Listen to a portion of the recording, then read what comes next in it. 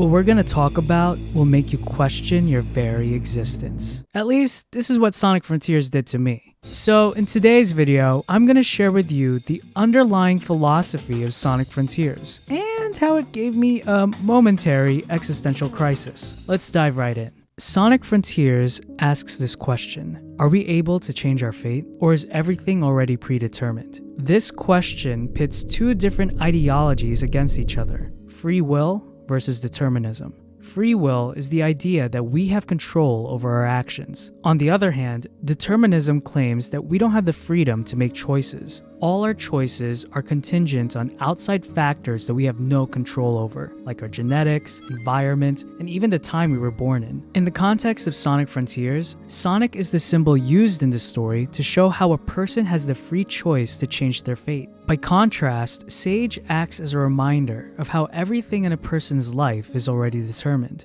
Basically, Sonic is like, as long as I have my friends and I believe in myself, I can change my destiny. While Sage is like, you cannot escape your fate, you are wasting your time. I will now cry and be sad. Having these two philosophies portrayed by these characters is an intelligent choice on Sega's part. If you know anything about Sonic as a character, you understand that he's a force of nature. He's often compared to the wind. The wind is fast like he is, but it's also unpredictable. The wind is an invisible force that can be gentle, but can also break through anything caught in its path. This is Sonic. He's an anomaly. You can't put him neatly in a box, and you certainly can't force him to be still. He's always moving. In Sonic Frontiers, destiny, or fate, is another box that tries to cage the hedgehog. And as with any barrier, Sonic will always find a way to break through. Sage acts as a great foil for Sonic. She's the inverse of everything he is. While Sonic is unpredictable, warm, and optimistic, Sage is calculated, cold,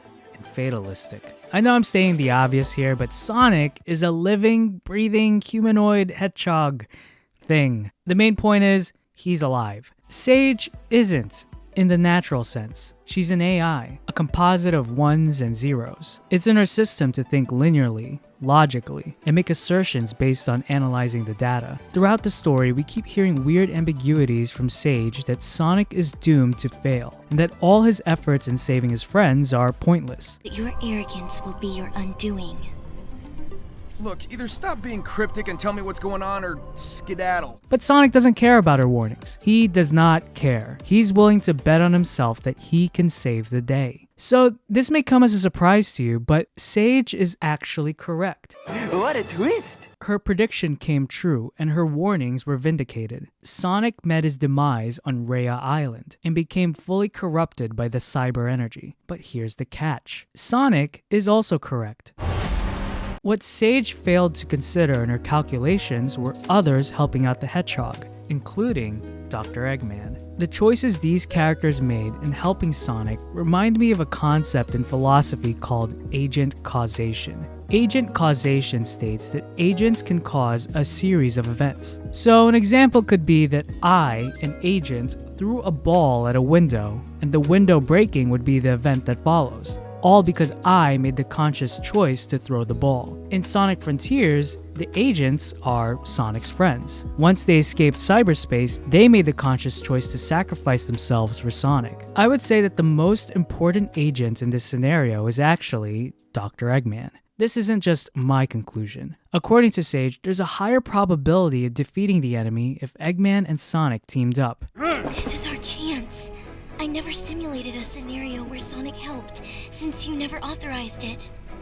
I still don't want to! The choices these agents made created a path of victory for the hero. Okay guys, I have to confess, there's another agent I forgot to mention, and that's Sage herself. By the end of the story, the AI chooses to sacrifice herself to save everyone. Throughout the game, Sage has always wanted to understand the human experience. Well, as human as you can get, considering the main characters are a bunch of furries. Anyways, she desires to have the kind of relationship Sonic and his friends have. A family not of genetics, but out of love and care for one another. I think Frontiers is reminding the audience that these relationships are what truly matter in life. And in a paradoxical sense, the only way to live is to find out what you're willing to die for. Sage sees this in Sonic sacrificing himself for his friends throughout the game, and how his friends are willing to do the same. What makes Sonic and his friends alive, quote unquote, is that they decide to take a chance against their fates, while Sage, a machine, is bound by what is probable and safe. It is only at the end of the game that Sage transitioned from machine to human, by choosing to sacrifice herself for those she cared about. Now, I know some of you are like, how does this prove that these characters have free will? Maybe it's in Sonic's genetics to do whatever is needed to help his friends. Sage's function as an AI is to protect Eggman, so sacrificing herself is just following her code. If you want to get really meta, this is a video game, for crying out loud. All the characters and story beats are already predetermined by this guy. So your case for free will is weak at best. Now, excuse me, I'm gonna go outside and make some puppies cry, if I even have the freedom to do so. Look, I'm no expert, I'm not a philosophy student, I'm just a dude that has too much free time on his hands. So maybe I am a philosophy student. My imaginary troll made a good point earlier. Many factors influenced Sonic and Sage's choices. So did they even have a choice to begin with? To answer this question, we have to differentiate what... Differentiate. To answer this question, we have to differentiate what free will is and what maximal autonomy is. Maximal autonomy is the belief that we only have free will if we can choose the external factors that impact our choices, like our genetics, past experiences, environment, etc. And if you've lived life long enough, you realize that's impossible. Proponents of free will disagree with this definition. Free will is not maximal autonomy. Free will is the ability of the mind to choose between different possible outcomes. The ability to choose within the constraints we find ourselves in. We may not be able to decide things like our genetics, past experiences, and our environment, but we can choose how to behave within those constraints. If we want to get even more esoteric, there's evidence in quantum mechanics that the world isn't a fixed clock. Even at the subatomic level, the future isn't set in stone. As conscious agents, you and I can change our future, can alter reality, and this is dependent on what we choose to focus on in life. This is the message of Sonic Frontiers. This is what Sonic and Sage's story embodies, that despite the cards stacked against us, with the help of others, we can persevere and move forward. We can forge our destiny. Who would have thought that an anthropomorphic hedgehog and Hatsune Miku's cousin would make us talk about existentialism? If you have your own opinion about the video, or if you want to let me know of something I missed, because I'm sure I did a lot of that, let me know in the comments below. I'd love to continue the conversation. If you enjoyed this video, please leave it a like. It helps support the channel. Thank you guys for watching. Until next time, peace out.